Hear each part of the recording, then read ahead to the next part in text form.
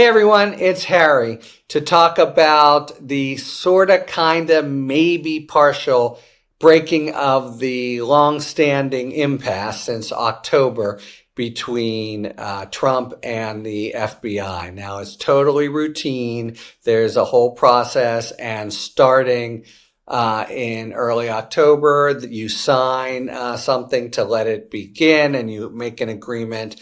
And at that point, if the administration can ask the FBI to do a background investigation of a prospective nominee, say Matt Gaetz, for example. And then also, to the extent you need to, the transition team can access classified material, get briefed on certain things, importantly. That actually figured in Trump's first term, where there was some pretty incendiary, potentially background material.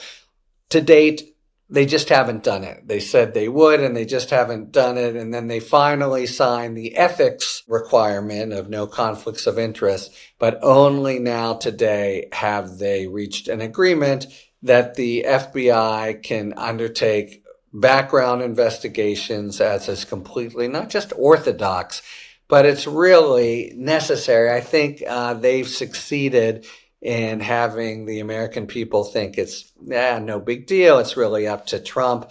But I mean, I'm here to tell you these things are really vital when you're talking about people who would be handling classified information. And, it only takes one to betray the trust of the national interest, and it can do huge damage. Anyway, so they've said, okay, we will do these security clearances so we can do classified materials.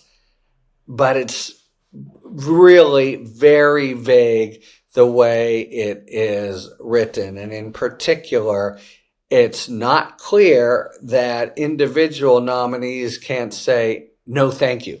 Now, they might then not get clearances before they serve, and then we're in a whole sort of government process where sometimes you get them provisionally, but the information never goes to the Senate. All kinds of games and hijinks that the Trump administration can try to pull to, get out of it. Of course, why would they do it? What's the point of not having background investigations and having the knowledge of, well, let's say Hespeth, who they would have known in advance, had all these accusations of drunkenness and sexual misbehavior and, work dereliction and the like. Why don't you get it? The only reason that I think I can even think of, and they haven't tried to proffer another, is they don't want that information known, and they're willing to roll the dice, even the Trump administration, on not knowing it. But that's really not their lookout. It's the Senate's lookout to advise and consent, including the Democrats, by the way, who should be able to participate in hearings and the like. So, yeah, they're going to go through, the cabinet picks supposedly are going to go through a background check process before the Senate votes on their confirmation.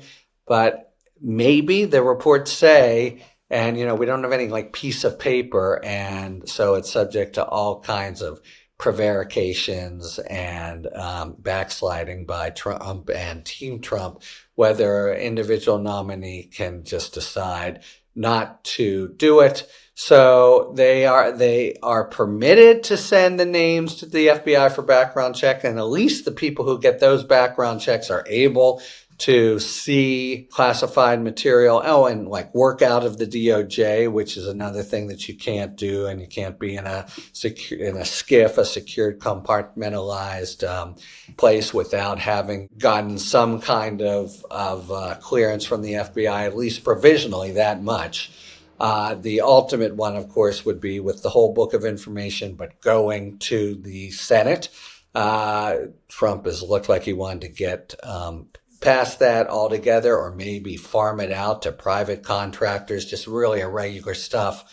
And so you would take, with anyone else, this announcement to mean, okay, they are capitulating. They'll do what everyone does. They will follow the norm.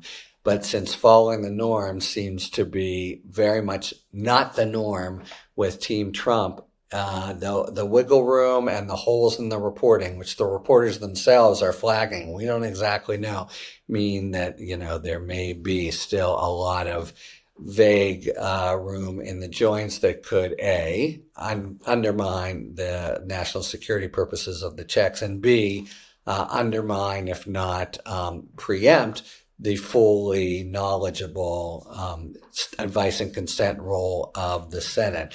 And there sure seem to be a lot of senators who are prepared to let Trump make compromises or even not follow through on very basic background investigation stuff that has been done for every cabinet nominee for generations. So there you have it, an agreement of sorts, kind of, and we'll see how it plays out in the future, and the ability, basically, sort of, kind of, for the Trump transition team to get security clearances and work out of the DOJ. But it seems that the devil may well be in the details, and we may be meeting the devil in the ensuing 5 or 6 weeks. Talk to you later. Thanks for tuning in.